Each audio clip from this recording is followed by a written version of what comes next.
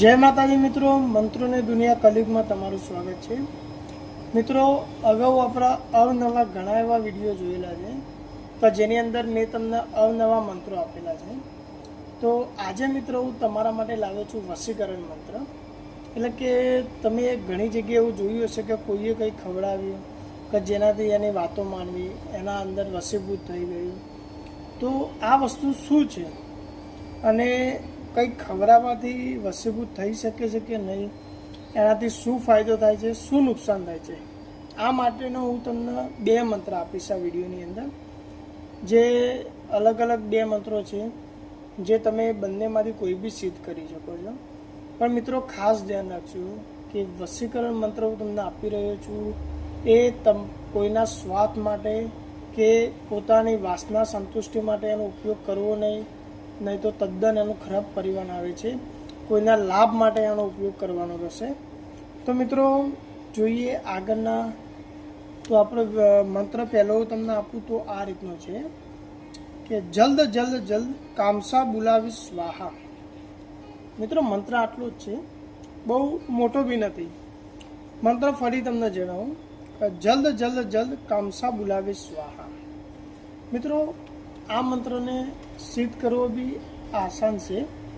આ મંત્રને સિદ્ધ કરવા માટે તમારે આ મંત્રના 4000 જાપ કરવાના છે અને તે દરમિયાન તમારે લોબન અને ગુગળનો ધૂપ ચાલુ રાખવાનો છે.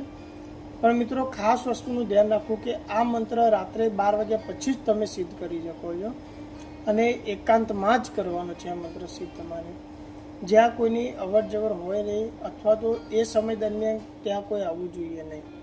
અને 4000 જાપ તમારે 7 દિવસની અંદર પૂરા કરવાના છે. મિત્રો 7 દિવસની અંદર તમે આ પૂરું કરશો તો આ તમારો મંત્ર સિદ્ધ થાય છે. અને આનો ઉપયોગ પણ હું તમને આગળ જણાવીશ. પણ ખાસ ધ્યાન રાખજો મિત્રો, એકાંતમાં કરવાનો છે આ મંત્રનો જાપ. અને આ મંત્રનો જાપ કર્યા પહેલાં તમારા ઘરે જે દેવી દેવતા હોય એમની પૂજા અર્ચના કરવાની છે અને એના પછી આ મંત્રનો જાપ કરવાનો છે. અને એક ભઠ્ઠીની અંદર આપણે લોબન અને ગુગળની આહુતિ આપી અને એને ધૂપે ચડાવવાનો હોય છે.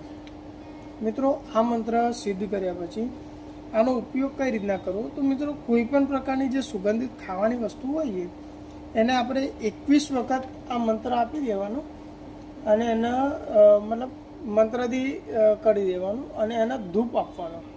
21 વખત મંત્ર અને ધૂપ એ સુગંધિત ખાવાની વસ્તુ એને આપી અને જે વ્યક્તિને આપણે ખવડાવીએ એ વશીભૂત થતી હોય છે. પણ મિત્રો એ વખતે બી ધ્યાન રાખવાનું કે એ સમયે એનું નામ જપવું જરૂરી છે. મંત્રની પાછળ આપણે બોલવાનું રહેશે કે અમુક માણસને વશીભૂત કરો. મિત્રો એક બીજો મંત્ર પણ હું તમને આપી રહ્યો છું. બીજો મંત્ર બી એ પ્રકારનો છે કે આપણે જે મીઠાઈ હોય છે એ મીઠાઈની અંદર એ મંત્રથી અભિમુખ કરીને એનો ઉપયોગ કરવાનો હોય છે. તો મિત્રો મંત્ર બીજો આપું છું, ધ્યાનથી સાંભળજો.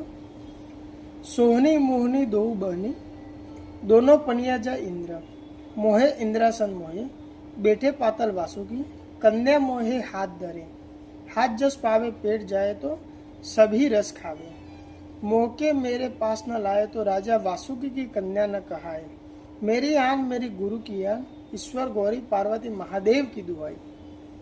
મિત્રો મંત્ર ફરી બોલું છું. આ એક મહાદેવને લગતો મંત્ર છે કે જેની અંદર મહાદેવ સાક્ષાત જે ઋષિમુનિઓ હતા એ સમયનો આ એક બહુ જૂનો મંત્ર છે. તો મિત્રો મંત્ર ફરી કહું છું, ધ્યાનથી સાંભળજો. સોહની મોહની દો બહની दोनों पनिया जा इंद्र मोहे इंद्रासन मोहे बैठे पाताल वासुकी कन्या मोहे हाथ धरे हाथ जस पाव पेट जाए तो सभी रस खावे मौके मेरे पास न लाए तो राजा वासुकी की कन्या न कहाए मेरी आन मेरी गुरु की आन ઈશ્વર ગૌરી પાર્વતી મહાદેવ કીધું હોય. મિત્રો આ મંત્રને તમારે યાદ કરી લેવાનું રહેશે અને આ મંત્રને પણ સિદ્ધ કરવા માટે મેં તમને જે અગાઉ કીધું એ જ વિધિ રહેશે. પણ આ મંત્ર સિદ્ધ કરવા માટે તમારે સ્મશાનમાં જઈને કરવાનો છે અને એ બી રાત્રે 12 વાગ્યા પછી નગ્ન અવસ્થામાં બેસીને આ મંત્રનો જાપ કરવાનો છે મિત્રો. અને એ વખતે તમારે શરીરનો જે રક્ષા મંત્ર છે એનાથી રાઉન્ડ કરી અને જે મેં તમને અગાઉ શરીરનો રક્ષા મંત્ર આપ્યો છે એનો ઉપયોગ કરી શરીરની રક્ષા કર્યા પછી જ આ મંત્રનો જાપ કરવાનો છે. અને આ પણ સતત 7 દિવસ સુધી તમારે કરવાનો રહેશે. એના પછી આ મંત્ર તમારો સિદ્ધ થતો હોય છે. મિત્રો બંને મિત્રો બહુ ધ્યાનથી અને કાળજીપૂર્વક બંને મંત્રોનો ઉપયોગ કરો. મિત્રો આ પણ સેમ જ વસ્તુ છે. આને સિદ્ધ કર્યા પછી તમે 21 વખત મીઠાઈને અભિભૂત કરી અને તમે કોઈ બીને ખવડાવશો તો એ તમારી વાતો માનશે અથવા તો એ વસીભૂત થતા હોય છે.